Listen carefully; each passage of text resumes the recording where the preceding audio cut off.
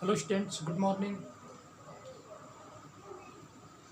Today explain about this chapter 4, last topic of the reproductive health. This topic that is known as infertility.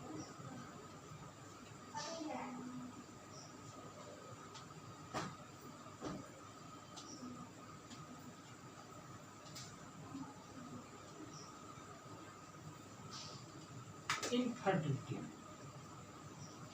तो सबसे पहले हम लोग देखेंगे कि इनफर्टिलिटी के रीजन क्या क्या हो सकते हैं। What is the infertility? तो इनफर्टिलिटी के रीजन जो है, many couples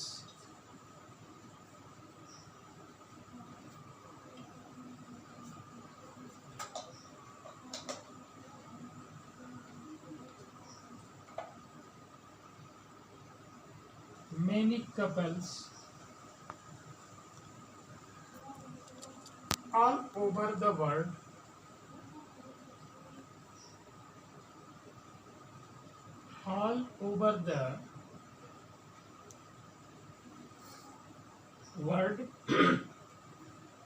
are unable to child product or unable to child produce, कि पूरे ऑल ओवर वर्ल्ड में कपल्स यदि चाइल्ड को प्रोड्यूस करने में अनेबल है तो उसको हम कहते हैं इनफर्टिलिटी। इनफर्टिलिटी के मेन जो फैक्टर हैं वो दो ही हो सकते हैं। पहले तो कंडीशन ये है कि वो फिजियोलॉजिकली मेंटेन ना हो, जिसमें उसके सेक्स ऑर्गन जो है कंप्लीटली रूप से वर्क न करते हों। दूसरी कंडीशन ये होती है कि हार्मोनल इफेक्ट हो, या वह व्यक्ति जो है किसी भी सिस्टम को लेकर के, अपने बॉडी के सिस्टम को लेकर के किसी तरह से वो फ्रस्ट्रेट हो, अपनी बात को किसी से शेयर नहीं कर रहा हो, उसके बारे में नहीं पूछ रहा हो। तो फ्रस्ट्रेशन भी एक मेजर प्रॉब्लम हो सकती है इनफर्टिलिटी के। ठीक है, और भी इसमें तमाम फैक्टर पड़े हुए हैं जो एनसीईआरटी ने यहाँ डेटा दे रखा है। सबसे पहले हम लोग देखें, रीजन की बात करते हैं। रीजन्स, कि भाई इसके रीजन्स क्या क्या हो सकते हैं। तो सबसे पहला रीजन तो ये हो सकता है फिजिकल।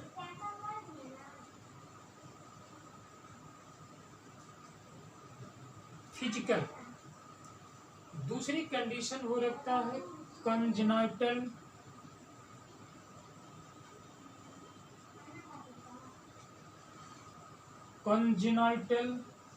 तीसरी कंडीशन हो सकती है डिजीज। उसके बाद कंडीशन हो सकती है ड्रग्स।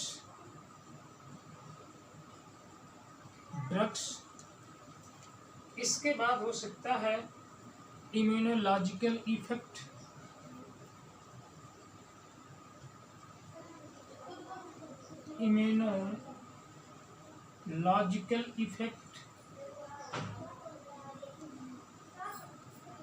ये भी हो सकता है। ठीक है, नेक्स्ट कंडीशन हो सकती है फिजियोलॉजिकल।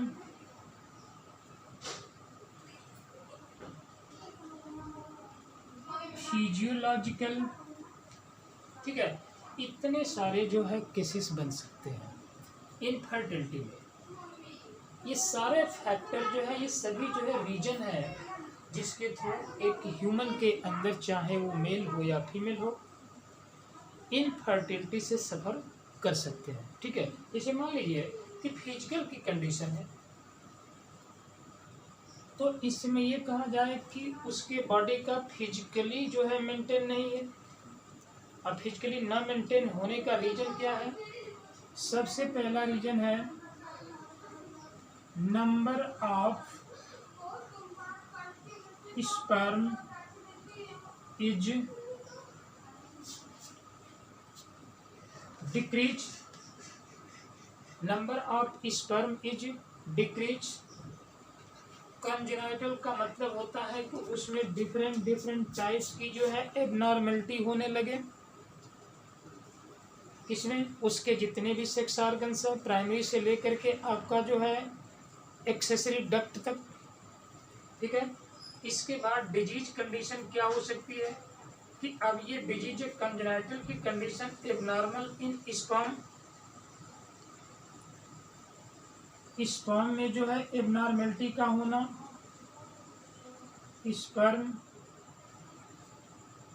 एबनॉर्मेलिटी। ठीक है, दूसरी कंडीशन ये हो सकती है कि sperm flow path blockage. Sperm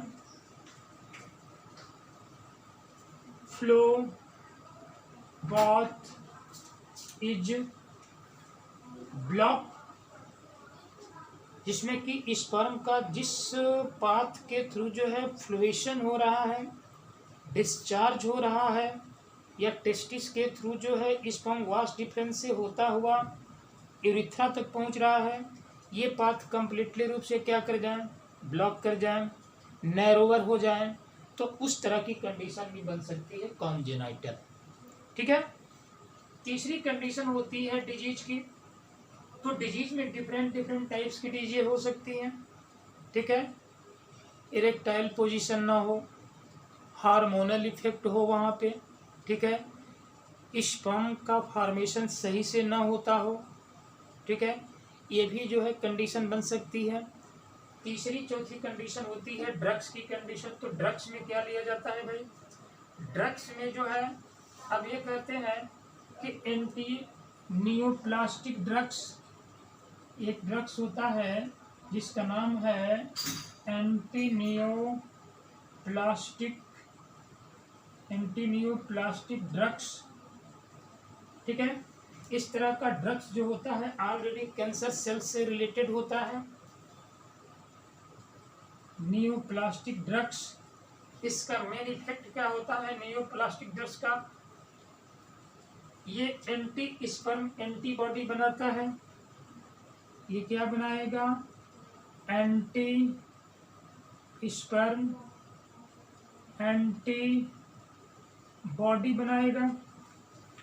मतलब उस तरह का एंटीबॉडी जो स्पर्म के अगेंस्ट वर्क करता हो।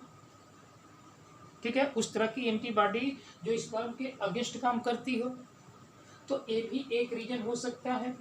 ठीक है, अधिकांशतः ये फॉरेन कंट्रियों में इस तरह के ड्रग्स जो होते हैं अधिकांश लोग इसको क्या करते हैं? लेते हैं, जिसका नाम है एंटी नियोप्लास्टिक ड्रग्स। ठीक है, नेक्स्ट कंडीशन है इम्यूनोलॉजिकल इफेक्ट, कि उसके बॉडी के अंदर जो होता है इम्यून पावर जो है डिक्रीज कर गया हो। जब इम्यून पावर डिक्रीज कर जाएगा तो स्पर्म का फॉर्मेशन भी डिक्रीज कर जाएगा, उसकी मोटालिटी पावर भी डिक्रीज कर जाएगी, शेप साइज में भी वेरिएशन होने लगेगा। ठीक है, तो इस तरह की प्रॉब्लम भी हो सकता है इम्यूनोलॉजिकल इफेक्ट में। ठीक है, तो इस तरह के सारे जो है सिस्टम होते हैं जिसमें कि ये रीजन है physical, congenital, disease, drugs, immunological effect, physiological effect. ठीक है, ये सब इनफर्टिलिटी के जो है रीजन है। ठीक है, और जो कॉमनली रूप से एक्सटर्नल पोजीशन से जो इनफर्टिलिटी होती है वो एक गलत रास्ते पर चलने से होती है। ठीक है, सही उसको एडवाइजर नहीं मिल पाया।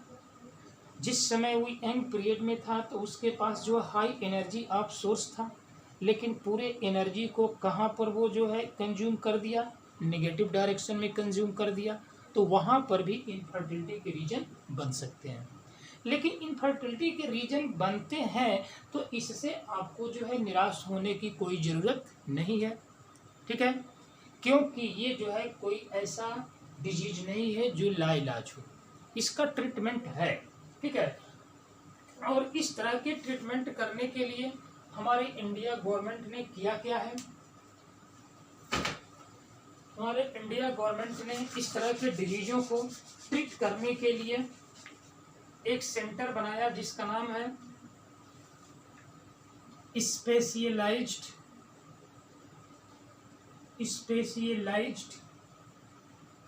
Health care clinic. ठीक है, स्पेशलाइज्ड हेल्थ केयर क्लिनिक ने हमारे इंडिया गवर्नमेंट ने क्या कर दिया, इसको जो है यूटिलाइज कर दिया कि वास्तव में इस तरह की डिजीज से कोई भी कपल्स यदि जो है सफ़र कर रहा हो तो इस स्पेशलाइज्ड हेल्थ केयर क्लिनिक से कांटेक्ट कर सकता है जहां पर कि क्वालिफाइड डॉक्टर हो। ठीक है, तो इससे उसका ट्रीटमेंट आसानी से किया जा सकता है। अब पता चले कि सेक्स से रिलेटेड जितनी भी डिजीजें हैं और उसको केवल अपने दिमाग में लेकर के बैठे हैं, किसी से शेयर नहीं कर रहे हैं, किसी से बात नहीं कर रहे हैं, तो वो तो आपके लिए एक फ्रस्ट्रेशन का रीजन बन जाएगा। और जो फ्रस्ट्रेट व्यक्ति जो होता है वो ऑलरेडी तो उसी के बारे में सोचता रहेगा, क्योंकि उसके दिमाग में क्या चल रहा है वो किसी दूसरे से शेयर ही नहीं कर पा रहा है। तो वैसे ऐसे क्या कर जाएगा, वो फ्रस्ट्रेट होकर के और पागल हो जाएगा। ठीक है, तो और भी कंडीशन खराब हो सकती है। ठीक है, तो इसके लिए जो है हमारे इंडिया गवर्नमेंट ने क्या कर दिया, एक टेक्नोलॉजी प्रोवाइड कर दिया। टेक्नोलॉजी कि इस तरह की जितनी सारी प्रॉब्लमें हैं इसमें इसको जो है ट्रीट करने के लिए एक टेक्नोलॉजी जो है आया जिसका नाम है ART। इसका नाम क्या रखा गया, ART। इसका नाम जो है असिस्टेड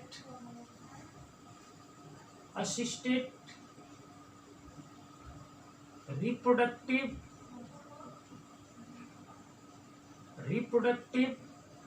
टेक्नोलॉजी।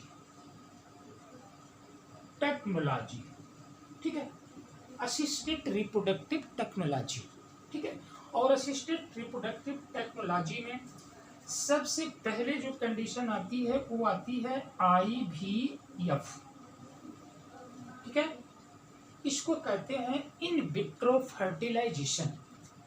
नाम क्या दिया जाएगा इसका, इन विट्रो फर्टिलाइजेशन। ठीक है, इसको नाम देंगे हम इन विट्रो फर्टिलाइजेशन। विट्रो का मतलब कि फर्टिलाइजेशन की जो है सिचुएशन बॉडी के आउटसाइड कराई जाए तो उनको हम कहते हैं इन vitro fertilisation.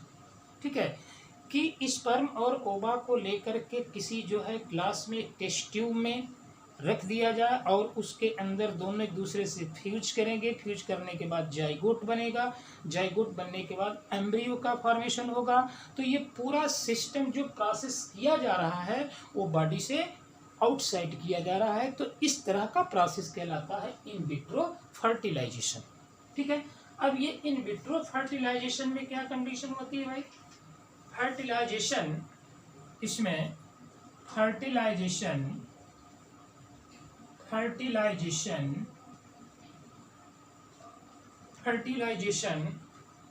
outside of the body,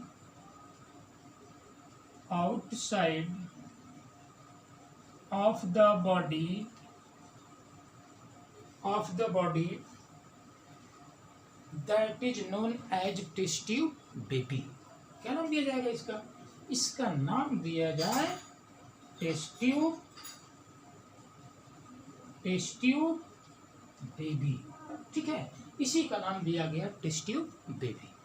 condition क्या हुई कि यहाँ पर डोनर मेल और डोनर फीमेल इन दोनों के जो है गेमेट्स को लिया गया और लेकर के टेस्ट ट्यूब में मिक्स किया गया। मिक्स होने के बाद ये दोनों एक दूसरे से फ्यूज करेंगे। फ्यूज करने के बाद जाइगोट का फॉर्मेशन होगा। अब जाइगोट से बनेगी एम्ब्रियो और उस एम्ब्रियो को किसी जो है फीमेल के अंदर हम प्लांट कर देंगे। ठीक है, तो मेन जो प्रोसेस हुआ वो तो ऑलरेडी कहाँ हुआ, आउटसाइड हुआ। लेकिन ये जो है साइंस जो है, टेक्नोलॉजी या साइंस के लिए हमारे जो है एक सबसे बड़ी चुनौती भी है। क्या है कि भाई जब हम फर्टिलाइजेशन करके जाइगोट का फॉर्मेशन करा दे रहे हैं, तो क्यों नहीं हम बेबी का फॉर्मेशन भी बॉडी के आउटसाइड ही करा दें। ऐसी कोई टेक्नोलॉजी हमारे जो है साइंस में आज तक न बनी है और न ही बनेगी। उसको फेवरेबल कंडीशन देने के लिए फीमेल के अंदर उसको इंसर्ट करना ही पड़ेगा, भले फर्टिलाइजेशन आप बॉडी के आउटसाइड कराएं, लेकिन एम्ब्रियो के बाद जब उसका डेवलपमेंट फिटस का फॉर्मेशन होगा तो उस तरह का नरिशमेंट और उस तरह के बॉडी का फॉर्मेशन और उस तरह की कल्चर हम प्रोवाइड नहीं कर सकते हैं। ठीक है, आज तक ये कंडीशन है कि साइंस हमारा जो है आज तक इसमें फेल, इसकी कोई व्यवस्था नहीं है। ठीक है, अब कंडीशन है कि आईवीएफ में कौन सी कंडीशन ऐसी है जहां पर कि एक पॉइंट आता है आईवीएफ में इन विट्रो फर्टिलाइजेशन में जो पहला पॉइंट, जो पहला मेथड आ रहा है उसका नाम क्या है भाई? उसका नाम है जिफ्ट। क्या नाम दिया गया? जिफ्ट। ठीक है, इसका फुल फॉर्म क्या होगा? Zygote intra fallopian transfer. Zygote intra fallopian transfer कि जाइगोट जब बन जाएगा तो इसको ट्रांसफर कहाँ करा दिया जाए? फीमेल के फॉलिपियन ट्यूब में। कंडीशन क्या होती है कि ये पॉइंट आता कैसे है भाई कि अब यहाँ से जो होता है सबसे पहले मेथड क्या होता है कि भाई ये ऐसा क्यों किया जाता है जहाँ पर मेल और फीमेल दोनों अनेबल है चाइल्ड को प्रोड्यूस करने में। ठीक है, वहाँ पर इस तरह की कंडीशन आती है जहाँ पर कि कौन सी टेक्नोलॉजी यूज किया जाएगी? In vitro fertilisation, IVF. ठीक है, कैसे होता है? सबसे पहले जो है डोनर मेल, उसके बाद जो है डोनर फीमेल। ठीक है, donor male and donor female, इन दोनों के गेमिट को लिया गया। गेमिट क्या है भाई? मेल का स्पर्म, इसका क्या है? गेमिट ओवा दूसरे का।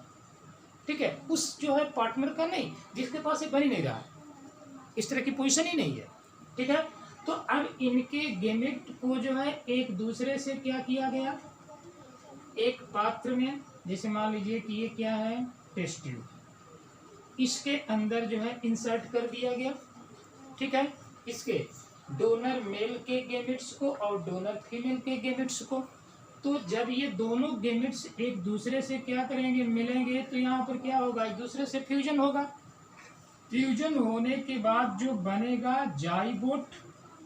ठीक है, जाइगोट जो होगा ये चेंज होगा आपका 8 सेल्ड स्ट्रक्चर, 8 सेल्ड स्ट्रक्चर, जिसको हम ब्लास्टोसिस्ट कहेंगे।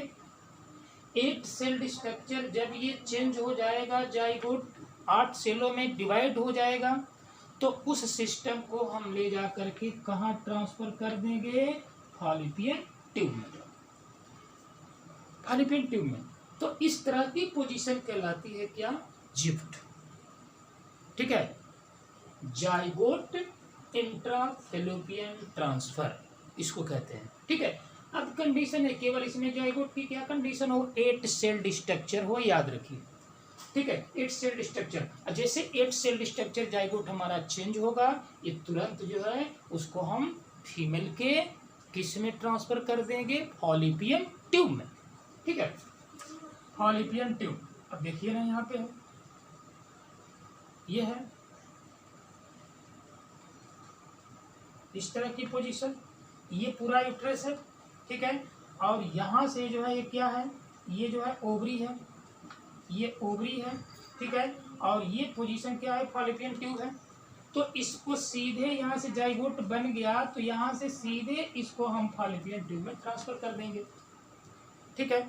और ट्रांसफर कर देंगे तो अब ये सुटेबल पाथ के थ्रू डेवलप करते हुए अब ये जाकर के कुछ समय के बाद यूट्रस में प्लांट होगा, एम्ब्रियो में चेंज होगा, एम्ब्रियो डेवलप होगी, उसके बाद एक नई बेबी का फॉर्मेशन हो जाएगा, नो प्रॉब्लम, ठीक है। इस तरह कंडीशन। अब दूसरी कंडीशन क्या होती है कि एक इसमें आता है IUT, इंट्रा यूट्राइन ट्रांसफर, ठीक है, इंट्रा यूटेराइन ट्रांसफर, ठीक है। इसको इंट्रा यूट्राइन ट्रांसफर होते हैं।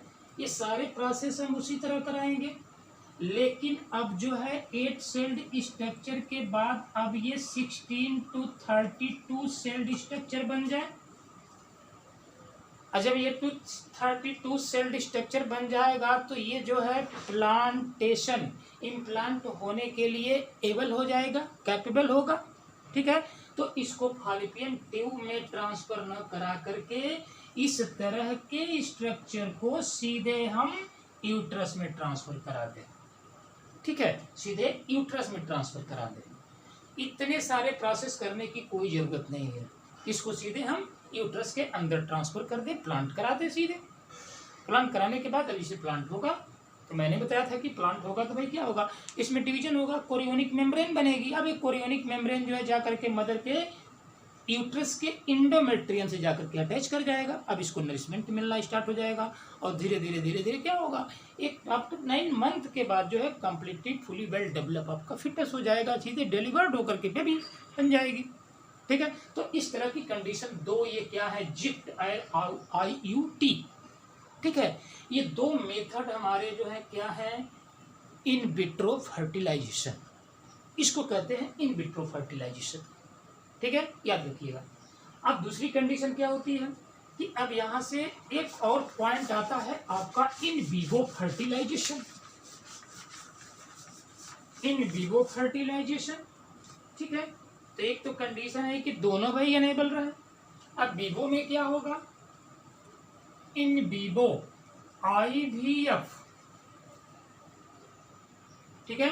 तो इन विवो फर्टिलाइजेशन में, अब इसको IVF ना बोले, इन विवो फर्टिलाइजेशन, फर्टिलाइजेशन मतलब इसका मतलब ये होता है कि यह एक नेचुरल मेथड है और IVF इन विट्रो फर्टिलाइजेशन क्या था, आर्टिफिशियल मेथड था।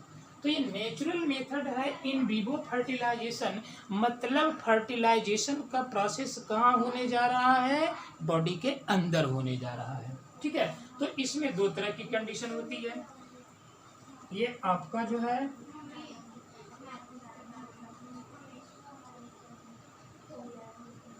जिफ्ट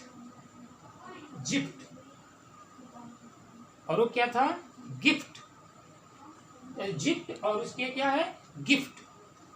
जेड का मतलब जाइगोट और जी का मतलब गेमिट, ठीक है।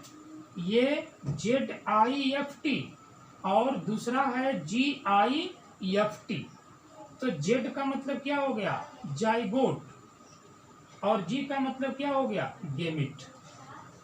गेमिट लेंगे इसमें, ठीक है।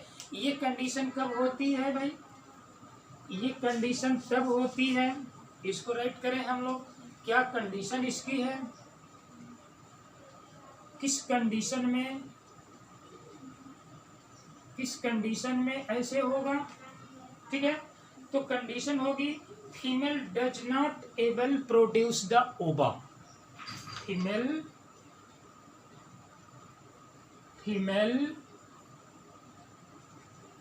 Does not able produce the ova, जिसमें कि फीमेल ओवा का ओवुलेशन न कर सके। मेल की कंडीशन सही है, फीमेल में ओवुलेशन नहीं हो पा रहा है, ठीक है। तो जब फीमेल में ओवुलेशन नहीं होगा तो वहां पर कौन सा मेथड हम अपनाएंगे, गिफ्ट, ठीक है, GIFT, गिफ्ट, नॉट जिफ्ट। ठीक है, तो अब ये जिफ्ट में क्या कंडीशन होगी कि गेमिट्स को लेंगे। अब इसे मान लो ये जो है क्या है भाई, ये फीमेल है, ठीक है, और उसके बाद इसमें ओवुलेशन नहीं हो रहा है, ठीक है।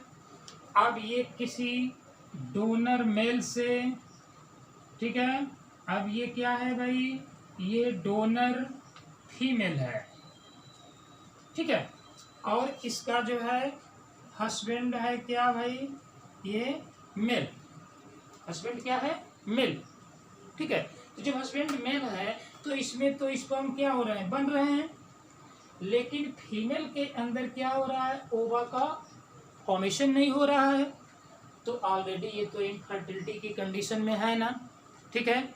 लेकिन आपको परेशान होने की जरूरत नहीं है, ये सीधे आप जो है सुपरफिशियल कंडीशन में हाई क्वालिफाइड डॉक्टर के कांटेक्ट में आइए, ठीक है, और वहाँ से जो है उस कंडीशन में डोनर फीमेल से जो है आप क्या करिए, ओवा को लीजिए, ठीक है, और ओवा को लेने के बाद इस ओवा को सीधे कहाँ लेकर के चले जाइए, इसे मान लीजिए कि ये कंडीशन है क्या, ये कंडीशन जो है यहाँ से ये आ रही है, और ये फॉलिपियन ट्यूब है, फॉलिपियन ट्यूब है, एम्पुला इस्थमस जंक्शन, ठीक है। अब इस ओवा को जो डोनर फीमेल है दूसरी, ये तो भाई ये दोनों कपल है ना, ये इसकी वाइफ है और ये इसका हस्बैंड है, ठीक है, लेकिन ये अदर टाइप्स की एक डोनर जो है क्या है, फीमेल है, इसके अंदर ओवुलेशन हो रहा है, तो डॉक्टर क्या करेगा, इसकी ओवा को लेगा और इसकी ओवा को लेकर के सीधे जो है प्लांट कर देगा, किसमें, फॉलिपियन ट्यूब में। अच्छा, फॉलिपियन ट्यूब में ट्रांसफर करेगा तो इधर से जो है क्या होगा, अब ये स्पर्म इजेकुलेट होगा, स्पर्म इजेकुलेट होने के साथ सीधे यूट्रस से मूव करता हुआ जाएगा, ये कहाँ पर, फॉलिपियन ट्यूब के अंदर एम्पुला इस्थमस जंक्शन पे जाएगा और वहाँ स्पर्म का कांटेक्ट ओवा से हो जाएगा, ठीक है। लेकिन एक तो डिमेरिट होगी यहाँ पे, क्या डिमेरिट होगी भाई, कि अब ये जेनेटिक मटेरियल जो है इस फीमेल का नहीं है, जेनेटिक मटेरियल किसका है, इसका है, जेनेटिक मटेरियल जो है इस डोनर फीमेल का है, ठीक है। तो उससे प्रॉब्लम नहीं होनी चाहिए, आ रही बात समझ में। आपको बस ये है कि भाई हमारा बच्चा सही रहे, ठीक है, इतना सोचेंगे तो इससे नहीं हो पाएगा, ठीक है। तो इस तरह कंडीशन इसको ले जा करके हमने फॉलिपियन ट्यूब में क्या कर दिया, सेटअप कर दिया, उसके बाद जो है कोइटस हुआ, उसके बाद स्पर्म इजेकुलेट हुआ, यूट्रस से होता हुआ है पहुंचेगा कहाँ पे, फॉलिपियन ट्यूब में, और वहाँ क्या होगा, दोनों से कांटेक्ट दूसरे से होगा और वहाँ से फ्यूज होंगे, दोनों की न्यूक्लियस बनेगा जाइगोट, और जाइगोट बनने के बाद और सारे प्रोसेस तो इसको हो ही रहे हैं। जब ये सारी कंडीशन हो रही है, केवल ओवुलेशन नहीं हो रहा है ना, यूट्रस तो वेल मेंटेन है, ये है, ठीक है। तो अब इस कंडीशन में क्या होगी, अब यहाँ से जो है सीधे ये जो है क्या होगा, 8 to 16 सेल स्ट्रक्चर बनेगा, ब्लास्टोसिस्ट की कंडीशन, ब्लास्टोसिस्ट जो है धीरे धीरे इम्प्लांट कर जाएगा कहाँ आकर के, यूट्रस के एंडोमेट्रियम में, एंडोमेट्रियम से बनने के बाद क्या होगा, अब वहाँ पर जो है आउटर सेल मास और इनर सेल मास में चेंज होगा, आउटर सेल मास जो है एक फिंगर लाइक प्रोजेक्शन बना करके इस मदर के यूट्रस के एंडोमेट्रियम से अटैच कर जाएगा, अटैच करेगा तो उसको नरिशमेंट प्रोवाइड होने लगा, धीरे धीरे 9 मंथ के बाद जो है बेबी डिलीवर्ड हो जाएगी, ठीक है। तो इस तरह की कंडीशन होती है, इसको बोलते हैं हम क्या, जिफ्ट, GIFT, जी का मतलब गेमिट, ठीक है, गिफ्ट, इसको क्या बोलते हैं, गिफ्ट, और उसको क्या बोलेंगे, जिफ्ट, जेड जिफ्ट, जी गिफ्ट, ठीक है। तो ये गिफ्ट है और वो जिफ्ट है, ठीक है। तो जिफ्ट किस में आएगा, in vivo fertilisation, in vitro fertilisation में, और गिफ्ट किस में आएगा, इन विवो फर्टिलाइजेशन में, ठीक है। तो कंडीशन क्या हो रही है, फर्टिलाइजेशन कहाँ हो रहा है, बॉडी के अंदर हो रहा है, ठीक है। अब कंडीशन ये होती है, दूसरा एक और पॉइंट आता है इसके अंदर, जो लास्ट पॉइंट होता है ICSI, ठीक है। इसको कहते हैं हम इंट्रासाइटोप्लाज्मिक स्पर्म इंजेक्शन, इंट्रासाइटोप्लाज्मिक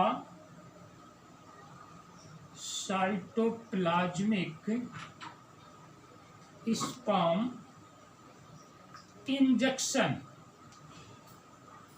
क्या नाम देंगे, इंट्रासाइटोप्लाज्मिक स्पर्म इंजेक्शन।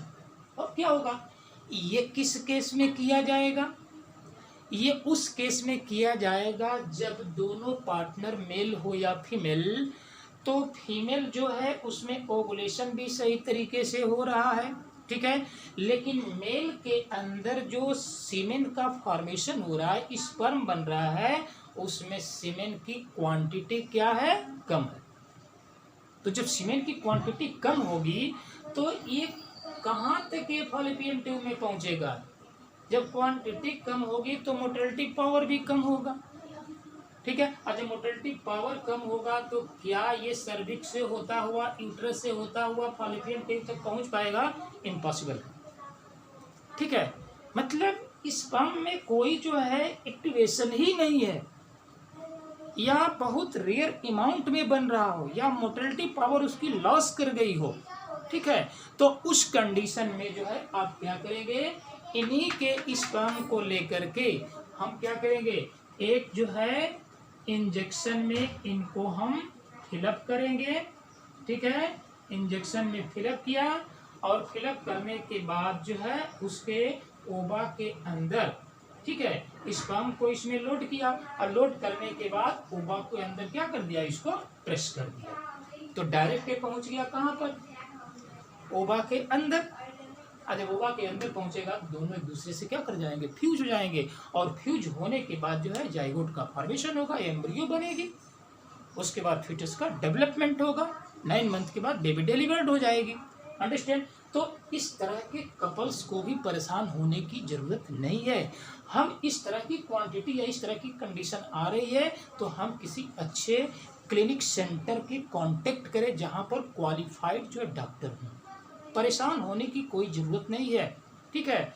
AST हमारा असिस्टेड रिप्रोडक्टिव टेक्नोलॉजी के थ्रू जो होता है, ये डिफरेंट टाइप्स के मेथड हैं जिसके द्वारा हम को पूरी जिंदगी में निराश होने की कोई ज़रूरत नहीं है, ठीक है। तो इस तरह की कंडीशन होती है आपका ICSI, जब स्पर्म क्या हो, क्वांटिटी में कम हो, मोटाइल पावर उसका कम हो, ठीक है, वो ओवम को पेनिट्रेट करने की टेंडेंसी नहीं रखता हो, तो उसमें क्या करिए कि तुरंत ओवम को लीजिए और उसके अंदर जो जैसे ओवम बना, ओवुलेशन हुआ, तो डिफरेंट टाइप्स की टेक्नोलॉजी के थ्रू जो होगा इस इंजेक्शन में इसको लोड करके सीधे जो इंजेक्ट करा दीजिए, ठीक है, आपका काम हो गया, ठीक है। अब नेक्स्ट कंडीशन आता है आर्टिफिशियल फर्टिलाइजेशन, ठीक है। आर्टिफिशियल फर्टिलाइजेशन जो सबसे ज़्यादा बेनिफिट आर्टिफिशियल फर्टिलाइजेशन का जो है किसमें है, एनिमल्स में, जैसे मान लीजिए कि बुफेलो है, काऊ है, गोट है, ठीक है, इस तरह की जितनी वेराइटियां हैं उसमें आर्टिफिशियल फर्टिलाइजेशन का सबसे बड़ा इंपॉर्टेंट रोल है,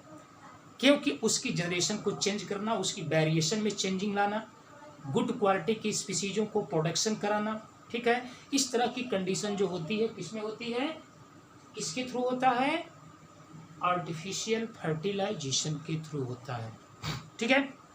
तो ये रहा आपका जो है रिप्रोडक्टिव हेल्थ का लास्ट टॉपिक, ठीक है। ये आपका रिप्रोडक्टिव हेल्थ लेसन 4 जो है आज समाप्त हुआ, ठीक है। इसमें NCERT क्वेश्चन जो एक्सरसाइज क्वेश्चन होगा, एक्सरसाइज क्वेश्चन जैसे मान लीजिए कि इसमें एक्सरसाइज क्वेश्चन नंबर 1, 4 एंड 5, ये 3 क्वेश्चन को सॉल्व करके कल जो है आप इसको ग्रुप में सेंड करेंगे, अंडरस्टैंड। इस वीडियो को देखने के बाद इस क्वेश्चन को 1, 5, 4 और 5 इन तीनों क्वेश्चनों को सॉल्व करेंगे, सॉल्व करके उसका स्क्रीनशॉट स्क्रीन लेंगे और उसको तुरंत जो है आप सेंड कर देंगे किसमें, ग्रुप में, ठीक है, understand. Thank you students, bye.